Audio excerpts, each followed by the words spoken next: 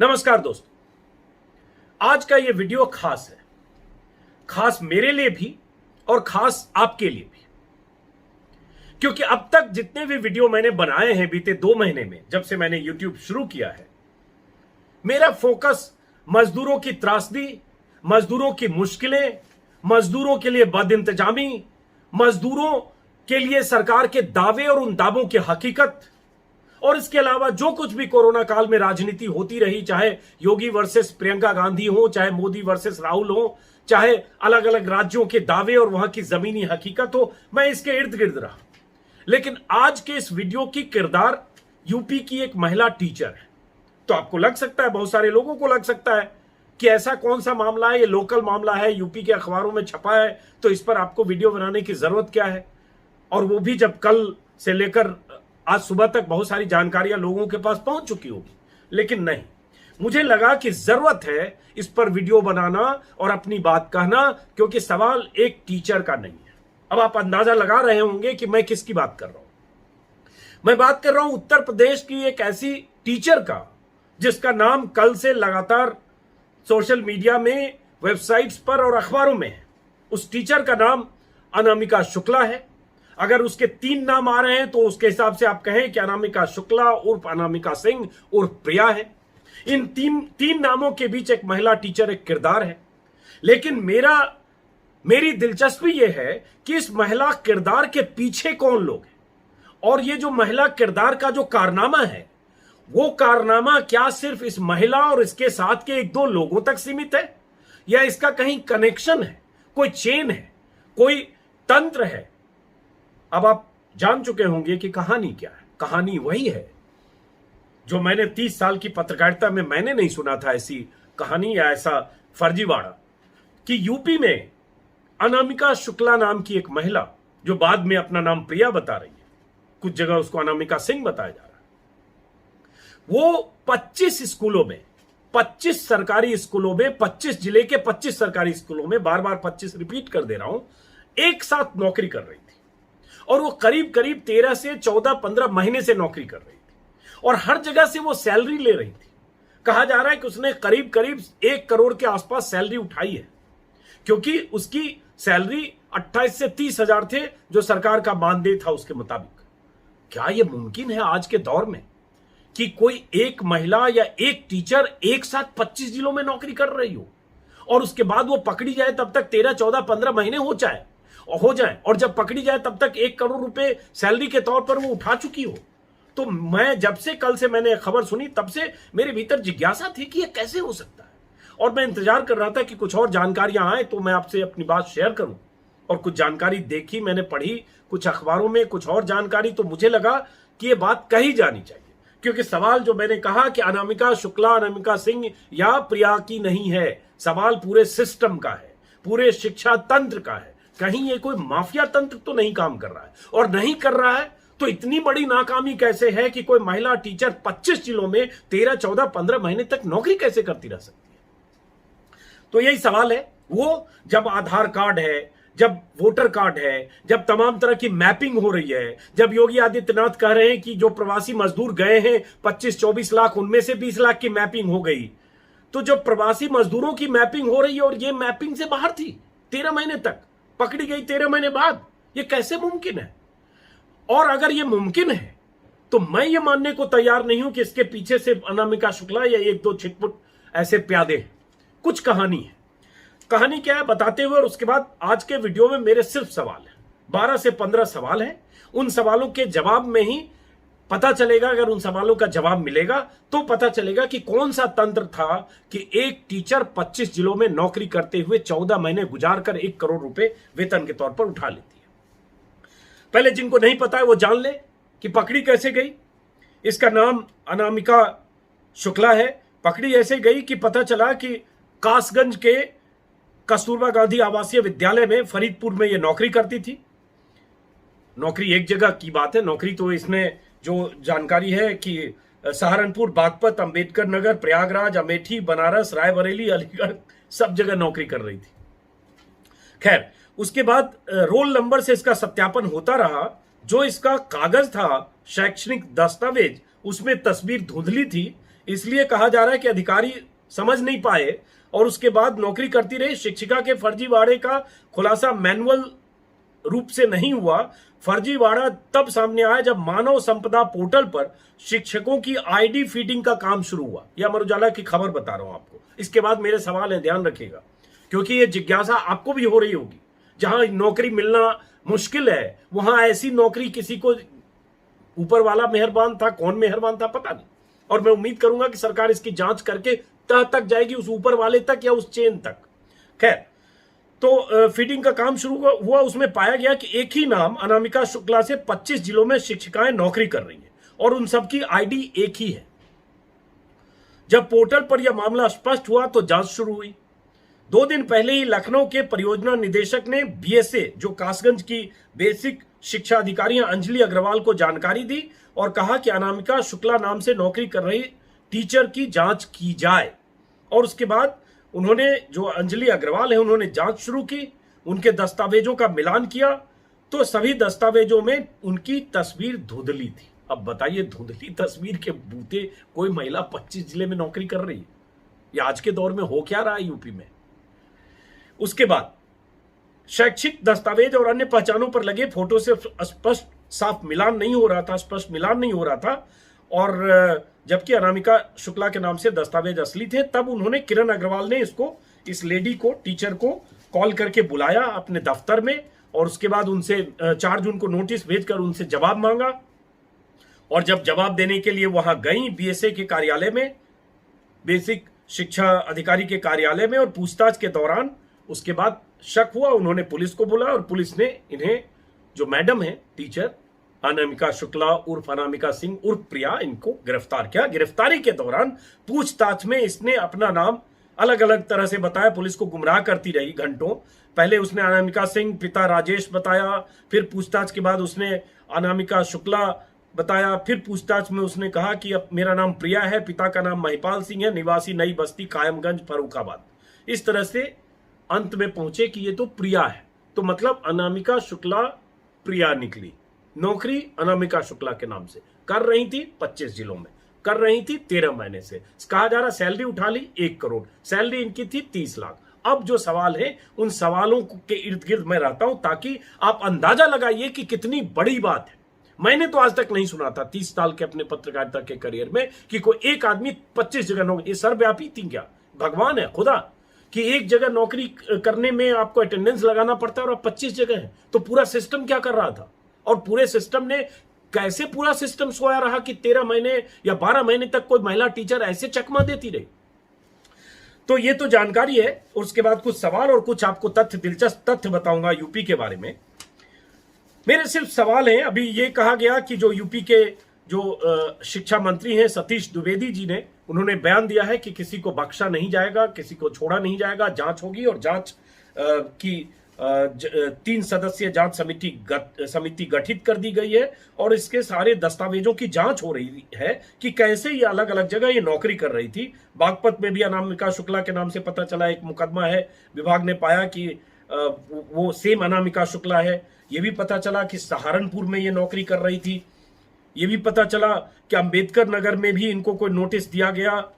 ये भी पता चला कि सहारनपुर के मुजफ्फराबाद के कस्तूरबा गांधी विद्यालय में अगस्त 2019 से फरवरी 2020 तक अनामिका कार्यरत रहीं।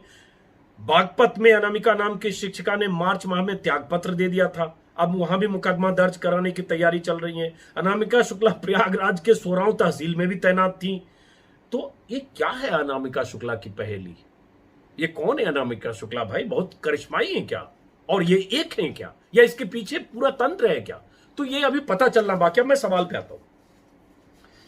10-15 सवाल है, गौर से सुनिए। इन सवालों का जवाब यूपी सरकार, योगी सरकार को इन सवालों का जवाब तलाश करके सार्वजनिक तौर पर रखना चाहिए ताकि भरोसा हो कि हुआ कैसे। और उसके बाद उन जिम्मेदार लोगों की गिरफ्तारी होनी चाहिए जो जिम्मेदार हैं। अगर अनामिका शुक्ला एक साथ 25 जगह नौकरी कर रही थी तो सवाल नंबर 1, कासगंज, अलीगढ़, रायबरेली, प्रयागराज, अमेठी, बनारस, सहारनपुर, बागपत और अंबेडकर नगर में एक साथ कैसे अनामिका शुक्ला नाम की यह महिला नौकरी कर रही थी?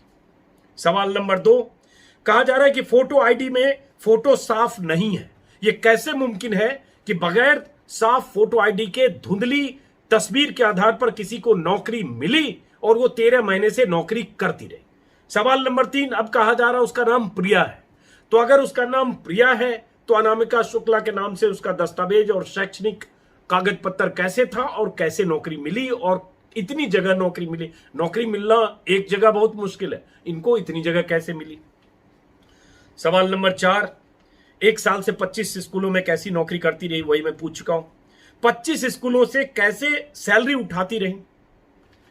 क्या अनामिका शुक्ला या अनामिका सिंह या प्रिया इतनी पहुंच वाली हैं कि उन्होंने 25 स्कूलों में नौकरी पा ली, ये भी सवाल है। और उसके बाद ये जो कस्तूरबा गांधी आवासीय विद्यालय है, ये आवासीय है, गौर करिए आवासीय विद्यालय है, और जो प्रावधान है इसमें टीचर्स को भी वहीं रहना पड़ता है, और यहां कमजोर तबके की छात्राएं होती हैं और टीचर वहीं रहती हैं, वहीं की रसोई में खाती हैं। तो ये सवाल उठता है कि ये हॉस्टल में भी नहीं रही, और उसके बाद ये कैसे वहां अटेंडेंस उनका लगा या नहीं लगा, या कैसे उनको सैलरी मिलती रही। तो कैसा कौन सा तंत्र था जिसने इनको 13 महीने तक यूं चलने दिया, या बीच बीच में हो सकता है कहीं से इस्तीफा दिया, कहीं से निकली, फिर दूसरी जगह पहुंच गई, और जिला उत्तर से पूरब से पश्चिम तक यूपी में कैसे नाप दिया इन्होंने, अगर ये है तो। या कई अनामिका शुक्ला तो नहीं है, ये भी सवाल है कि कहीं कई अनामिकाएं तो नहीं है। लेकिन चलिए फिलहाल चूंकि खबरें इसी तरह की है, अनामिका शुक्ला के पीछे कौन है। मैं ये मानने को तैयार नहीं हूं कि अगर ये अनामिका शुक्ला यही है जो 25 जगह नौकरी कर रही थी या 10 जगह भी कर रही थी, मान लीजिए इनका कोई दूसरा कार्बन कॉपी भी मिल जाए, कोई इनका क्लोन भी मिल जाए, तो भी कैसे कर रही थी। बिना नेक्सस के मुमकिन है कि कोई 1 साल तक या 13 महीने तक 25 जगहों पर नौकरी करके वेतन उठाता रहे। क्या आपको लगता है कि यह मुमकिन है। पुलिस के मुताबिक अनामिका ने बताया कि उसने मैनपुरी के एक आदमी को नौकरी के लिए 2.5 लाख रुपए दिए थे। वो आदमी कौन है और उसके पीछे कौन है। किसी जगह मैं मीडिया रिपोर्ट्स में देख रहा था कि उसका नाम राज बताया गया है। अब राज का भी कोई राज होगा क्या। राज की इतनी हैसियत है कि एक बिचौलिया टाइप का कोई राज नाम का आदमी अनामिका शुक्ला से 2.5 लाख लेकर उसको नौकरी दिलाए, लेकिन उसको इतनी जगह कैसे नौकरी मिली। और इस दौर में जब नौकरी मिलना कितना मुश्किल है, भगवान मिल जाए नौकरी आसानी से ना मिले। तो राज कौन है और उस राज का राज कौन है, उस राज के पीछे कितने राज हैं, इसकी जांच होनी चाहिए। और हम उम्मीद करेंगे कि योगी सरकार द्वारा गठित जांच कमेटी राज की जांच करेगी। कहा जा रहा है कि उसका असली नाम प्रिया है, पिता का नाम महिपाल है। तो फिर अनामिका बनकर 15 महीने तक 25 जिलों में कैसे नौकरी करती रही है, मैंने पहले भी पूछा। इनके खाते में पैसे कैसे जा रहे थे, यह बहुत बड़ा सवाल है। खाता खोलने के लिए बहुत तरह के प्रावधान होते हैं। आपको आधार कार्ड देना पड़ता है, पहचान पत्र होता है, एड्रेस प्रूफ होता है। आज की तारीख में बैंकों में आसानी से नहीं होता, वो भी सैलरी का अकाउंट बहुत मुश्किल होता है। तो कैसे इनकी सैलरी अकाउंट में पैसे जाते रहे। अब यह कहा जा रहा है कि सवाल यह भी है कि क्या अनामिका के पीछे जालसाजों का कोई गिरोह है, फर्जीवाड़ा करने वालों का कोई गिरोह है, गिरोह काम कर रहा था और ये मोहरा थी। तो ये पता चलना चाहिए। वो इसलिए क्योंकि ये पता चला कि अनामिका की जो अकाउंट है, उस अकाउंट में 17,000 रुपए खाते में मौजूद हैं। अगर वो 30,000 28,000 सैलरी ले रही थी और इतनी जगह से ले रही थी कि कहा जा रहा है कि 1 करोड़ अगर अनामिका शुक्ला के नाम से सैलरी ट्रांसफर हो गए, तो फिर खाते में 17,000 क्यों। क्या कोई शेयर कहीं हो रहा था, प्रॉफिट शेयर या सैलरी शेयर, इसकी बात जांच होनी चाहिए। कासगंज शिक्षा विभाग से ही लगभग 4,50,000 रुपए अनामिका शुक्ला को मिले। तो ये जांच इतनी देर क्यों। और हॉस्टल की बात मैं बता चुका कि हॉस्टल में कैसे वो नहीं रह रही थी। उसके बाद क्या यूपी में शिक्षा तंत्र इतना सड़ा हुआ है या सड़ गया है, या इतनी मिली भगत उसमें माफिया और गिरोहों की है, या जो ऐसे लोग हैं नेक्सस है कि कोई इस तरह से नौकरी करता हुआ सरकार के खजाने पर चूना लगाता हुआ 13-14 महीने तक गुजार सकता है। ये एक बड़ा सवाल है। उसके बाद क्या धुंधली, जो पहले पूछा लेकिन वो बहुत अहम है, क्या धुंधली तस्वीर के आधार पर 25 जिलों में कोई नौकरी कर सकता है और हर जगह उसकी तस्वीर धुंधली हो। किसी ने क्यों नहीं उसकी तस्वीर मांगी। आप लोग अप्लाई करके देख लीजिए, किसी जगह आप धुंधली तस्वीर आपकी होगी तुरंत तो आपका वापस आएगा कि पिक्चर साफ नहीं है। तो ऐसी धुंधली तस्वीर की कोई उसको पहचाना नहीं, सिर्फ रोल नंबर के आधार पर वो नौकरी करती रही, क्योंकि उसकी जो शैक्षणिक योग्यता है वो अच्छी थी। ये कहा जा रहा है कि उसको अच्छे मार्क्स आए। अनामिका ने हाई स्कूल में 76%, बीएससी में 78% और टीटी में 76% मार्क्स पाए। अब उसका खाता सील किया गया है। और जो गिरफ्तारी हुई इसमें एक वजह यह भी कहा जा रहा है कि जब उसको नोटिस मिला तो सबसे पहले वो अपने बैंक में गई और उसने खाता चेक किया, और जब देखा कि उसका खाता सील हो गया तब वो वहां गई इस्तीफा देने, कासगंज के बेसिक शिक्षा अधिकारी के पास। तस्वीर से देख रहे होंगे, बहुत भोली सी लड़की लग रही है। और उसके बाद वहां उसकी गिरफ्तारी हुई और उनमें कई मामलों में मामला दर्ज हुआ है। जो सुशील धुले हैं, पुलिस सुप्रिंटेंडेंट, पुलिस अधीक्षक, उनका कहना है फर्जी दस्तावेज से नौकरी में पकड़ी गई शिक्षिका बार बार नाम बदल रही है। अभी तक 3 नाम बता चुकी है लेकिन कोई अभिलेख नहीं मिले हैं। पूरे मामले की गहराई से जांच की जा रही है। कितना चकमा देने में उस्ताद है कि पुलिस भी लाचार है और उसके बाद 3 नाम बता चुकी है और एसपी का ने अभी भी पता नहीं कि उसका असली नाम क्या है और वो नौकरी कर रही थी। गजब खेल है भाई, क्या पढ़ा रही होगी और कैसे पढ़ा रही होगी। अब ये कहानी उस यूपी की है, ये कहानी उस यूपी की है। और उसने पहले ये भी किया कि जब उसको, हाँ, ये एक सिर्फ जानकारी के लिए बता दूं कि ये जो नियुक्तियां होती है ये कॉन्ट्रैक्ट बेस पर होता है, जो कॉन्ट्रैक्चुअल ये होती है, एम्प्लॉयमेंट होती है, और जिसमें करीब करीब 30,000 रुपये दिए जाते हैं। और ये जो कमजोर वर्ग के जो छात्र हैं उनके लिए ये कुछ होता है। और इस तरह के सरकार की तरफ से प्रावधान है कि कस्तूरबा गांधी बालिका विद्यालय में टीचर वहीं रहें, वहीं खाएं, और उसके बाद जो कमजोर तबके की छात्राएं हैं उनके लिए वो उनकी शिक्षा और उनके विकास पर काम करें। खैर, ये उस यूपी की कहानी है जिस यूपी में, हालांकि हर सूबे में यही मुश्किल है, नौकरी का ये आलम है। मैं दो साल का डेटा देता हूं आपको, एक योगी सरकार के समय का और एक उससे पहले थोड़ा पीछे जाकर अखिलेश सरकार के समय का। क्योंकि अगर मैं सिर्फ योगी सरकार की बात करूंगा तो लगेगा कि यहीं की बात क्यों कर रहे हैं, सिर्फ अखिलेश की बात करूंगा तो लगेगा कि योगी सरकार में तो कुछ हो नहीं रहा। तो 2000 कोई गड़बड़ी नहीं हो रही है या जो भी है, इतनी मुश्किल नहीं है। मैं गड़बड़ी की बात नहीं कर रहा हूं, मैं सिर्फ अभी बेरोजगारी की बात कर रहा हूं, माफ करें। अगस्त 2018 का एक टीओआई का, टाइम्स ऑफ इंडिया का एक रिपोर्ट में पढ़ रहा था जिसमें पता चला कि चपरासी की नौकरी के लिए 93,000 लोगों ने यूपी में अप्लाई किया। और यह नौकरी कितनी थी? 62। पुलिस विभाग में, यूपी पुलिस में मैसेंजर का पद था और इसके लिए न्यूनतम योग्यता 5वीं पास था। 5वीं पास की इस नौकरी के लिए 93,000 लोगों ने अप्लाई किया, जिसमें 37,000 पीएचडी, सुन के लग रहा है बाप रे बाप, 50,000 ग्रेजुएट, 28,000 पोस्ट ग्रेजुएट, ऐसा कुछ है, लोगों ने अप्लाई किया। हालांकि इस आंकड़े में हो सकता है कुछ अखबार से मैंने उठाया, हो सकता है थोड़ा बहुत इसमें गड़बड़ी हो, लेकिन है कि ग्रेजुएट, पोस्ट ग्रेजुएट और इन लोगों ने अप्लाई किया। और ये बहुत बार हम लोग इस पर स्टोरी कर चुके हैं। एक थोड़ा पीछे जाते हैं तो सितंबर 2015 का मामला है, जब अखिलेश की सरकार थी। तो चपरासी के 368 पदों के लिए वैकेंसी निकली यूपी सचिवालय में, और 33 दिनों के भीतर, गौर से सुनिएगा, 33 दिनों के भीतर 23 लाख लोगों ने अप्लाई किया। यह भी किसी अखबार की वेबसाइट पर मैंने अभी देखा है। आबादी यूपी की 22 करोड़, यानी हर 93 पर 93वां आदमी जो है वो उसने अप्लाई किया, क्योंकि 23 लाख लोगों ने अप्लाई किया। इसमें इसके जो आंकड़े हैं कि 255 पीएचडी, 1.5 लाख बीटेक, बीएससी और बीकॉम, 25,000 एमएससी, एमकॉम, एमए, और योग्यता क्या थी? 5वीं पास और साइकिल चलाना आपको आता। तो जिस नौकरी के लिए, चपरासी की नौकरी के लिए 5वीं पास की न्यूनतम योग्यता है, साइकिल चलाने में आप सक्षम हो, उस नौकरी के लिए पीएचडी होल्डर से लेकर एमए, बीटेक, एमएससी, एमकॉम और ये सारे लोगों ने अप्लाई किया चपरासी जैसी नौकरी के लिए। उस सूबे में एक महिला टीचर को 25 जगह नौकरी मिल रही है। चपरासी की सैलरी होती है 15 से 20,000, इसको 30,000 की नौकरी कॉन्ट्रैक्चुअल भले हो, लेकिन नौकरी मिली 25 जगह, और कागज फर्जी, नाम फर्जी, तस्वीर धुंधली, कुछ पता नहीं, और उसके बाद वो 13 या 15 महीने उसने गुजारे। अब ये सवाल सरकार से है, ये सवाल सिस्टम से है कि कैसा सिस्टम है यूपी में या शिक्षा विभाग में।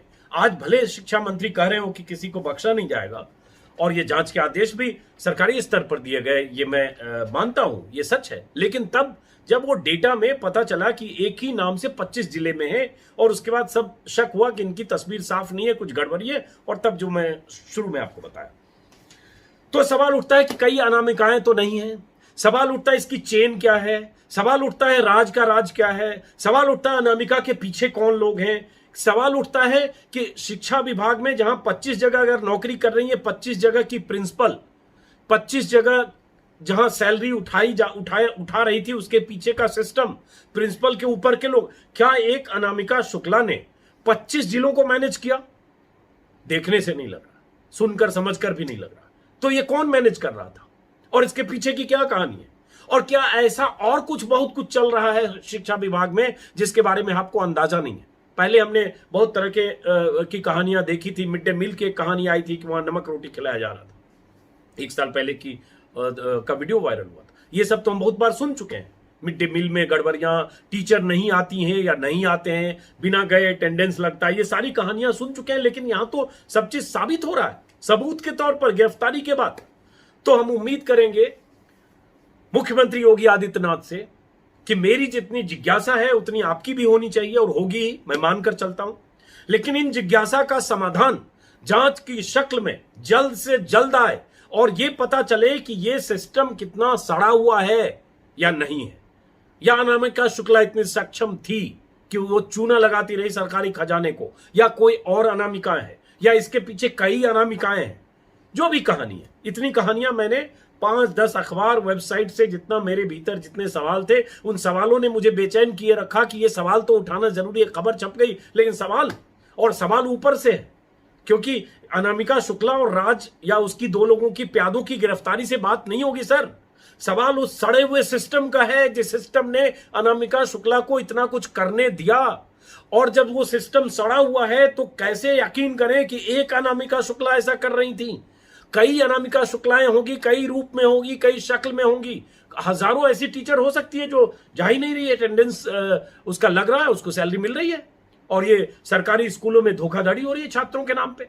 तो योगी आदित्यनाथ सरकार से हम उम्मीद करते हैं, बहुत सकारात्मक नोट पर मैं बात खत्म कर रहा हूं, मैं उम्मीद करता हूं कि जांच हो और जांच में जिम्मेदारी तय हो। जिम्मेदारी पर गौर करने की जरूरत है। जिम्मेदारी किसकी जिम्मेदारी है, कौन कौन जिम्मेदार लोग हैं, और वो सब लोग सलाखों के पीछे जाएं, क्योंकि आप देश के नौनिहालों के भविष्य के साथ भी खिलवाड़ कर रहे हैं। न सिर्फ चूना लगा रहे हैं, फर्जीवाड़ा कर रहे हैं, बल्कि उन हजारों लाखों छात्रों के साथ अगर ऐसा हो रहा है जो सरकारी स्कूलों में पढ़ रहे हैं या बालिकाएं, उन सब के साथ धोखा है।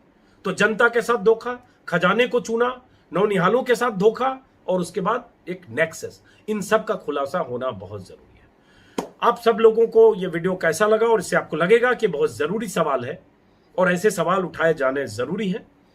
अगर आप में से किसी ने सब्सक्राइब नहीं किया तो मेरे इस वीडियो को सब्सक्राइब करें, ताकि आप तक मैं अपनी बात पहुंचा सकूं, और हर बार मैं कोशिश करूंगा अलग अलग विषय के साथ आप तक आऊं, और बहुत सारी ऐसी बातें जो शायद आप मुख्य धारा की मीडिया में देख सुन ना पाए, मैं कोशिश करूंगा उन तमाम सवालों के साथ आपके पास आऊं। नमस्कार।